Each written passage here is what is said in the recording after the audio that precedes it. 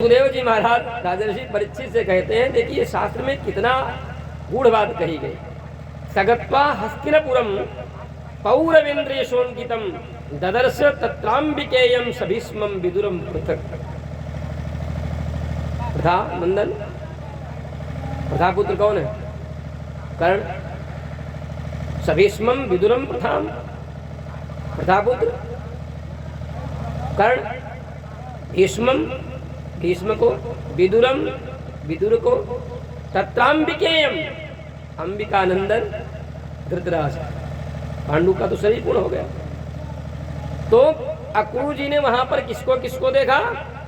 तो ददर्शम तत्रांबिकेयम सभीष्मम विदुरम प्रथाम, यानी धृतराष्ट्र को देखा, पितामह भीष्म को देखा, विदुर जी को देखा, और प्रथानंदन कितने हो गए?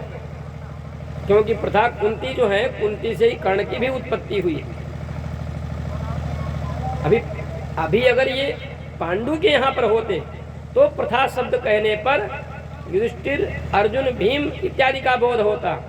जब धृतराष्ट्र के यहाँ जाकर प्रथम शब्द का बोध किया गया तो वहां पर कुंती के बाल अवस्था में जो कर्ण की उत्पत्ति हुई तो वो प्रथा पुत्र कर्ण कहा गया। ये शास्त्र थोड़ी थोड़ी बात को संकेत करता है। अस्तु, अक्रू जी भगवान की आज्ञा अनुसार हस्तिनापुर गए। वहां नगर पूर्ववंशीय राजाओं के यश प्रतीक भूत देवतायतन नाना प्रकार के दिव्य भवनों से, प्रासादों से अलंकृत अक्रू जी धृतराष्ट्र, विदुर, बाल्लीक पुत्र सोमदत्त, द्रोणाचार्य, कर्ण, दुर्योधन, अश्वत्थामा, पांडव आदि सभी बंधु बांधवों से मिले। सबने आपस में कुशल वार्ता पूछी। अक्रू जी भी धृतराष्ट्र के व्यवहार का परीक्षण करते रहे। पांडवों के प्रति इनका व्यवहार कैसा है, इसका सतत चिंतन करते रहे। फिर एकांत में जाकर कुंती से भी प्रेम पूर्वक मिले। सबने आपस में कुशल वार्ता पूछी और धृतराष्ट्र के व्यवहार का परीक्षण करने के लिए अक्रू जी कुछ दिनों तक वहां रहे। एक दिन दो दिन नहीं, कुछ दिनों। जब संपूर्ण व्यवहार उन्होंने परीक्षण किया तो अब कहते हैं कि दुष्ट दुर्योधन का व्यवहार जो था, कर्ण आदि के परामर्श के बिना नहीं करते हैं कोई काम, ये तो बड़ा दुष्ट है। तब कुंती और विदुर से एकांत में मिले। तब विदुर जी ने सारी बात बताई।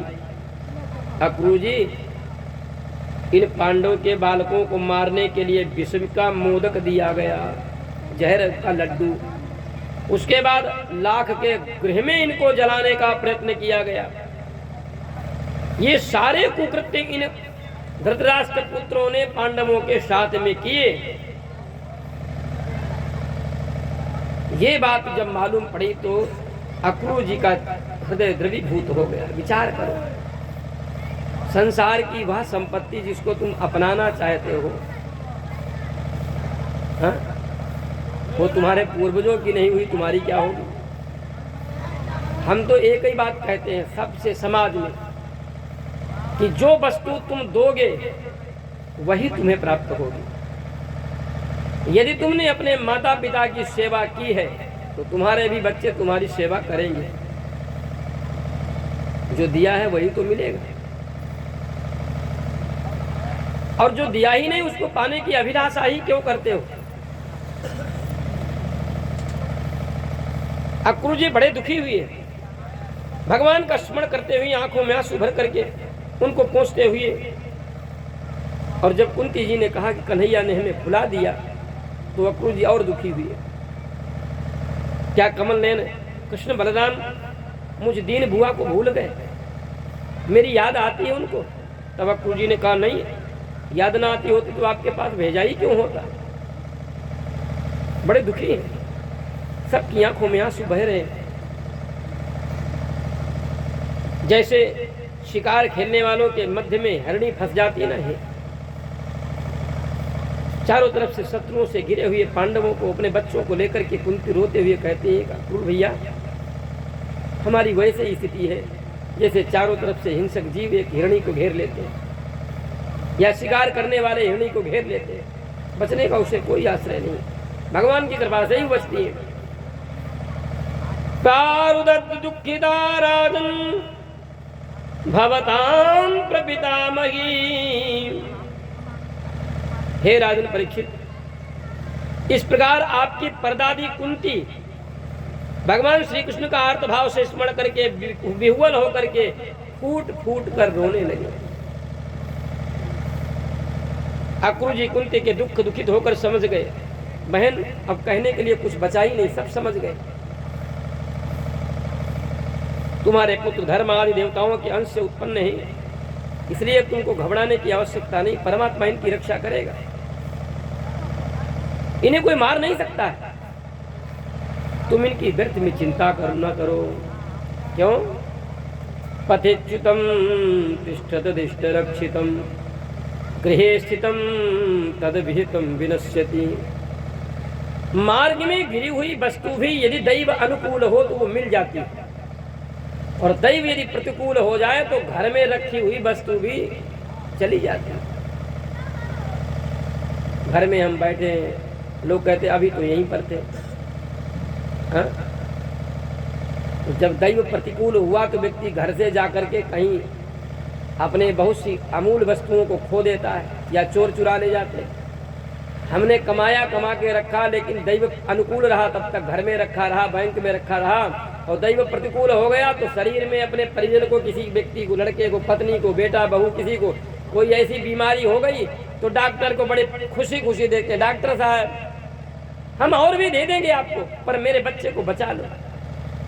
और जो देने के लिए तैयार हो गड्डी ही गड्डी, उनको कमाने में कितना परिश्रम हुआ।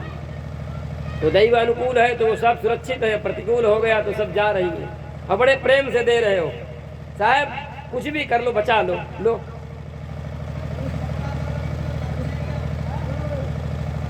भगवान श्री कृष्ण तुम्हारा दुख दूर करेंगे।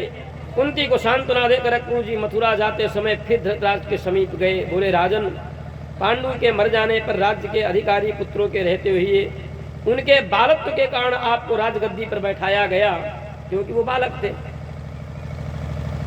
इसे आप भी जानते हो, आप धर्म भी जानते हो। प्रजा पालन कर दिए, पांडव और अपने पुत्रों में समदृष्टि रखिए, क्योंकि अधिकार तो उन्हीं का है। ऐसा करने से संसार में आपको श्रेय मिलेगा, आपकी कीर्ति बढ़ेगी।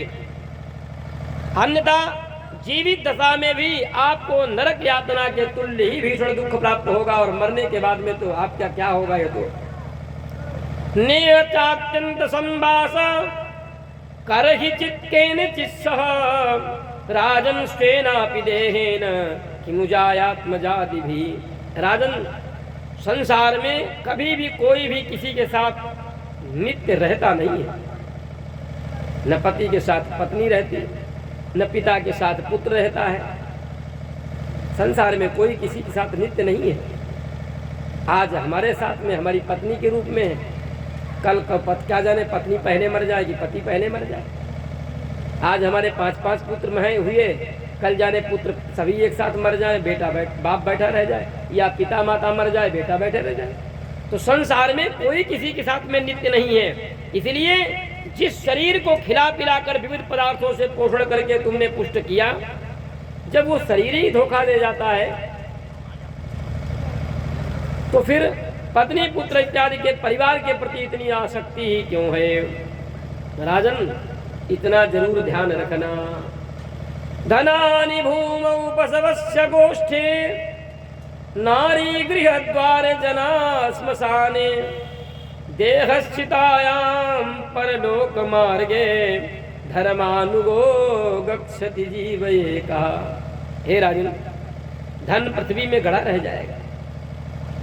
पशु इत्यादि जो भी तुमने इकट्ठे किए, हाथी, घोड़ा, बैल, गाय, भैंस, ये सब जहाँ बंधे होते वहीं बंधे रह जाएंगे। उसके बाद में स्त्री दरवाजे तक रहेगी, और अपने पारिवारिक जन स्मशान घाट तक तुम्हारे साथ में जाएंगे, और जो पांच भौतिक शरीर तुम्हें मिला वो चिता तक तुम्हारा साथ देगा।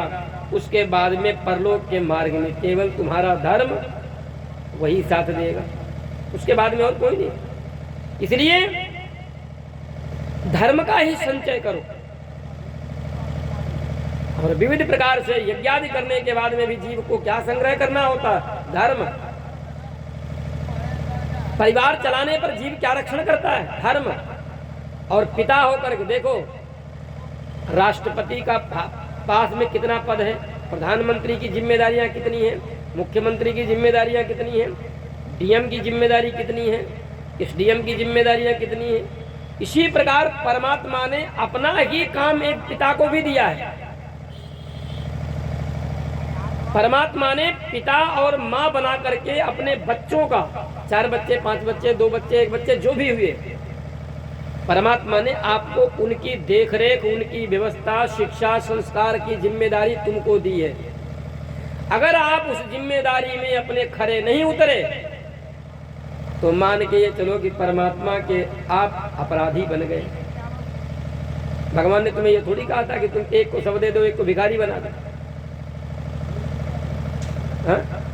अस्तु, इसलिए हे राजन, इस क्षणिक जीवन में के लिए आप पाप कर्म में प्रवृत्त मत हो। अपने भाई के पुत्रों का भी पालन पोषण, उनका भी मान सम्मान, उनकी भी इच्छाओं का सम्मान करते हुए उनकी रक्षा करो।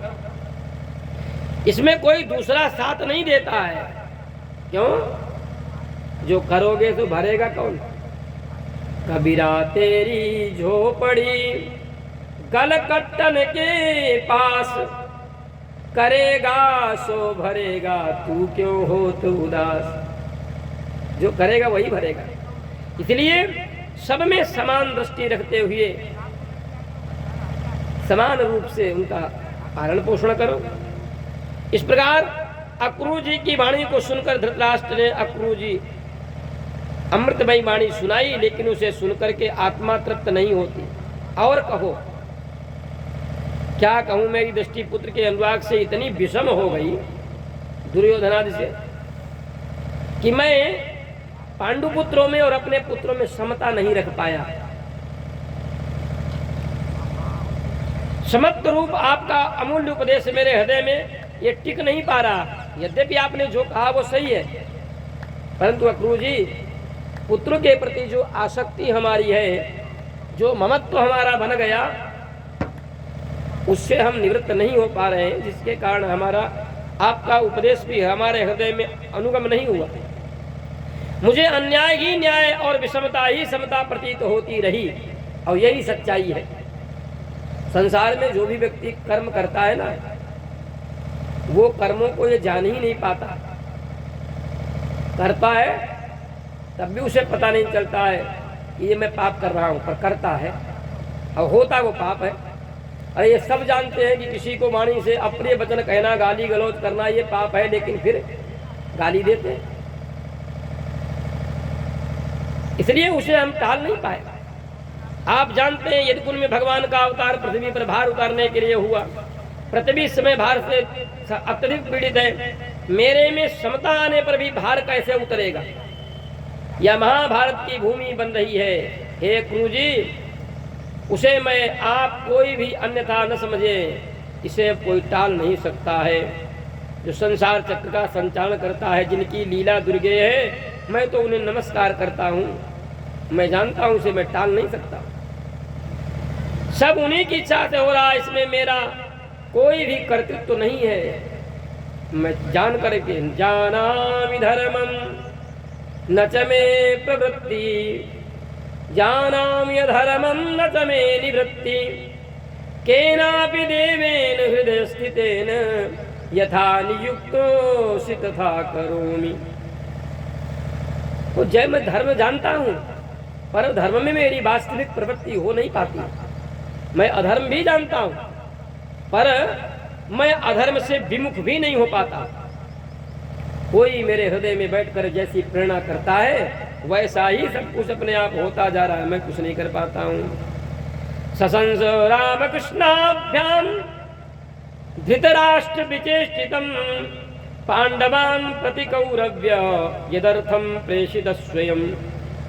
इसके अनंतर वहां अक्रूर ने धृतराष्ट्र का पांडवों के प्रति जो जो दुर्व्यवहार हो रहा था, भगवान श्री कृष्ण और बलराम जी के पास हस्तिनापुर से लौट कर आने के बाद सारा वृत्तांत कह सुनाया।